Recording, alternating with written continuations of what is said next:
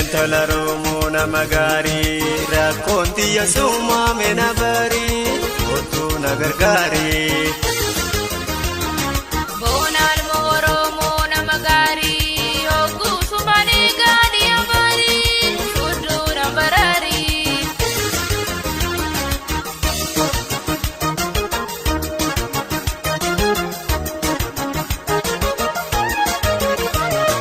Ijati ya dura bontu yonti dabe